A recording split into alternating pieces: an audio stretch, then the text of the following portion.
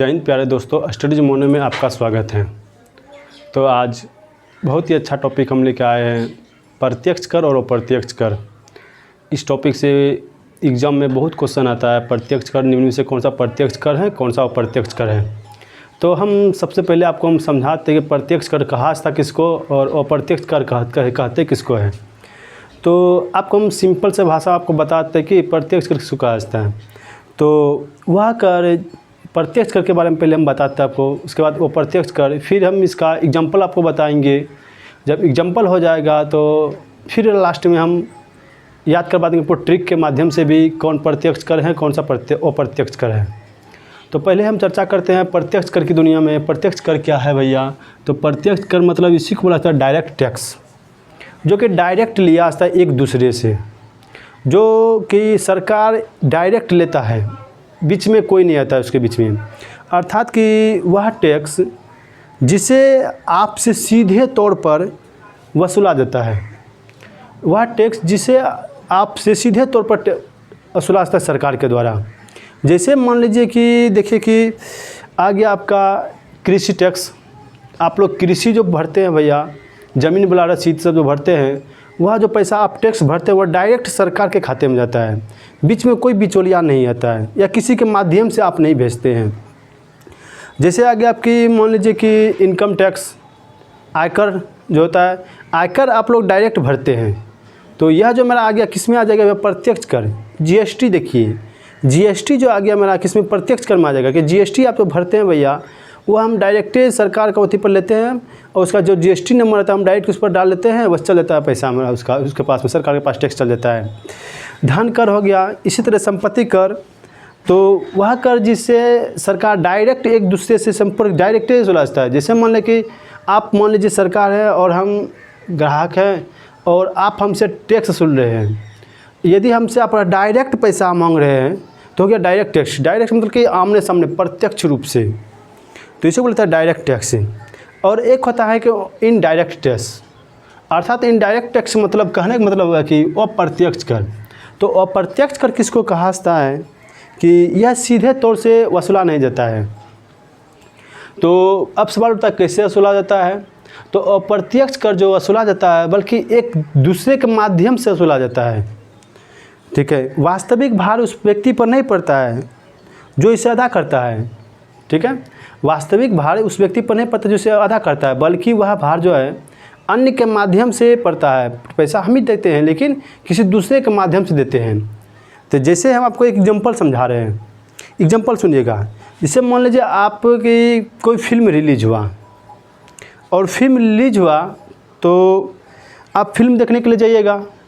तो फिल्म देखने जाइएगा तो फिल्म के जब टिकट आप लीजिएगा, उस टिकट में जो भैया लिखा होगा एक इंटरटेनमेंट टैक्स। जैसे मान लीजिए टिकट है भैया, टिकट के नीचे में आपको कहीं पर लिखा रहेगा इंटरटेनमेंट टैक्स, अर्थात फिल्म देखने का आपको मनोरंजक कर लग रहा है आपको।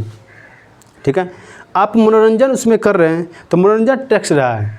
जो फिल्म सिनेमाकार जो है, जो हॉल वाला है, जो उसको ख़रीदा होगा पैसे लगा करके उस फिल्म को, तो उस फिल्म पर उसको पैसा नहीं लगेगा जो ख़रीदा है, बल्कि हम सब जनता सब जो भी हैं सबको जाकर हम जो देखते हैं उसमें उस टिकट में इसमें लिखा है इंटरटेनमेंट टैक्स। उसमें आपका जो किराया वो लिया होगा टैक्स का, मतलब जो भी टिकट दाम लिया होगा, मान लीजिए आपका टिकट दाम के 20 रुपया है तो उस 20 रुपया में वह टैक्स भी उस 20 रुपया में जोड़ लिया होगा, इंटरटेनमेंट टैक्स भी जोड़ लिया होगा। इसीलिए इसमें लिखा होगा कि इंक्लूड इंटरटेनमेंट टैक्स। देखिए, तो यह टैक्स जो लिया हमसे लिया, हालांकि हम ही के जनता से ही लिया गया, मतलब हम लोग आप लोग से ही लिया गया टैक्स। लेकिन वह जो टैक्स लिया गया भैया सीधे तौर पर नहीं लिया गया, बल्कि जो हम सिनेमा हॉल गए, सिनेमा हॉल के माध्यम से सरकार को पैसा दिए। तो डायरेक्ट हम सरकार को पैसा दिए नहीं ना, तो हम कैसे दिए कि पहले सिनेमा हॉल गए, सिनेमा हॉल में हम जो टिकट लिए उस टिकट में लिखा था टैक्स, तो हम उस टैक्स को हम तो वही टैक्स को दिए पैसा, हम सिनेमा हॉल वाले को पैसा दिए और वह टैक्स चल गया कहाँ पर? वहाँ पर चल गया सरकार के पास है। तो उसी को बोलते हैं अप्रत्यक्ष कर। ठीक है, उम्मीद करते हैं कि इस एग्जांपल के माध्यम से आप लोग समझ गए होंगे। तो अब होता है कि अप्रत्यक्ष कर होता है कौन कौन सा? तो देखिए कि पहला कि अप्रत्यक्ष कर जो मेरा होता है भैया, जैसे सेवा कर हुआ।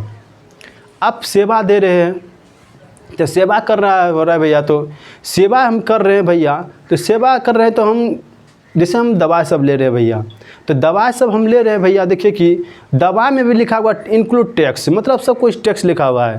तो हम दवा के माध्यम से हम दवा वाले को पैसा दे रहे हैं, उस माध्यम से सरकार को पैसा चल रहा है। डायरेक्ट हम सरकार को पैसा नहीं दे रहे हैं, बल्कि हम दवाई के माध्यम से सरकार को पे कर रहे हैं। तो हुआ कि सेवा करा गया, ठीक है। एक होता है वेट कर, टोल टैक्स आता है, बिक्री कर आता है, उत्पाद कर आता है, आप स्टम्प जो लेते हैं स्टम्प टैक्स भी आता है भैया, स्टम्प का भी टैक्स लगता है। तो इत्यादि इत्यादि बहुत से टैक्स हैं। तो हम पहले इसको हम समझा दिए, उम्मीद करता आप लोग समझ गए होंगे कि प्रत्यक्ष और अप्रत्यक्ष कर किसको कहा जाता है। तो अब होता है कि एग्ज़ाम में यह तो नहीं पूछता कि प्रत्यक्ष कर किसे कहते हैं और अप्रत्यक्ष कर किसे कहते हैं। तो एग्जाम में जो पूछता है कि कहता है कि निम्न में से कौन अप्रत्यक्ष कर हैं और निम्न में से कौन प्रत्यक्ष कर हैं। तो हम इसको तो बता दिए आपको एग्जाम्पल के माध्यम से, लेकिन अब इसका कुछ ट्रिक हम बनाए हैं। अब आप लोग को ट्रिक भी बता देते हैं। तो हम ट्रिक आपको लिख रहे हैं, ट्रिक को देख करके आप लोग याद कर लीजिएगा। तो आप लोग प्रत्यक्ष कर अप्रत्यक्ष कर समझ गए। तो हम इसका एग्जाम्पल के माध्यम से आपको ट्रिक के माध्यम से इसको याद करवा देते हैं। तो ट्रिक है मेरा, देखिए कि क्या ट्रिक है, कि देखिए ट्रिक है मेरा, भूमि, कृषि, धन संपत्ति और पूंजी हार कर मृत्यु निश्चित है। यदि आप लोग भूमि, कृषि, धन संपत्ति और पूंजी आपका सब कुछ चला गया तो आप कन्फर्म आपका मृत्यु फिक्स है भैया, अब आप कुछ नहीं कर सकते हैं। तो यही ट्रिक है मेरा कि अब देखिए इसका मतलब मीनिंग बताते हैं, याद कैसे करना आपको ये बताते हैं। भूमि से याद रखेगा भूमि कर, लैंड टैक्स जो मेरा लगता है भैया वह भूमि कर हुआ।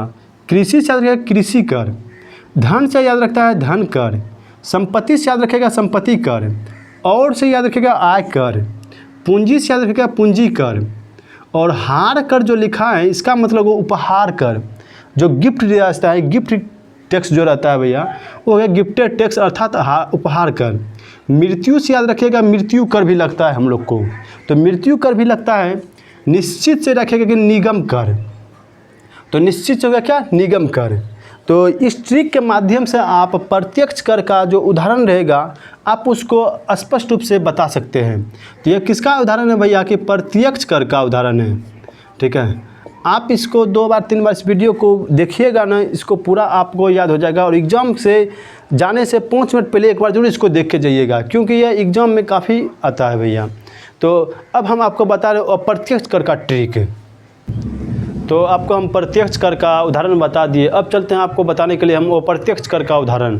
तो अप्रत्यक्ष कर का उदाहरण हम ट्रिक के माध्यम से बताते हैं, क्योंकि एग्ज़ाम में जो पूछता है तो यह पूछता है कि कौन सा अप्रत्यक्ष कर नहीं है, कौन इनडायरेक्ट टैक्स हैं। तो हम आपको बताते कौन कौन सा इनडायरेक्ट टैक्स हैं, कौन नहीं है। तो एक ट्रिक है बना के रखे हैं और ट्रिक के माध्यम से बताते हैं आपको। तो देखिए क्या है ट्रिक, की अप्रत्यक्ष का ट्रिक है कि सट्टा बाज़ार से सीमित मनोरंजन व टोटल बिक्री उत्पन्न होती है। तो यह तो बात सही है कि सट्टा बाज़ार से आप जो है सीमित मनोरंजन ही ले सकते हैं, और ज़्यादा टोटल जितना बिक्री होगा वह सब उत्पन्न उससे हो जाएगा। तो यह ट्रिक के माध्यम से हम आपको बताते हैं कौन कौन सा टैक्स जैसा है जो कि अप्रत्यक्ष टैक्स है, अर्थात कि इनडायरेक्ट टैक्स है।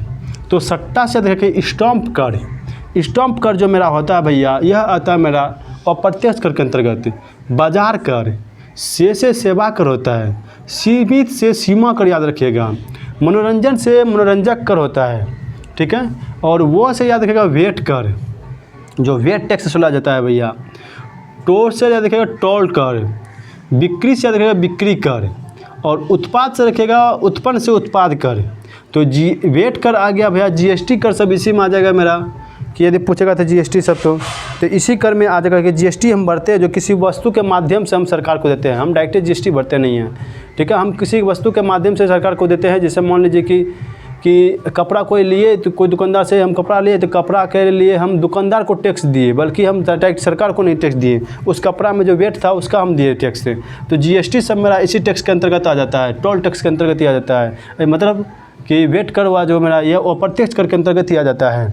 तो अप्रत्यक्ष कर का भी हम आपको ट्रिक बना करके बता दिए। और प्रत्यक्ष कर, इसमें आपको डिफरेंस भी बता दें कि किसमें क्या अंतर होता है कि अप्रत्यक्ष कर और प्रत्यक्ष कर में।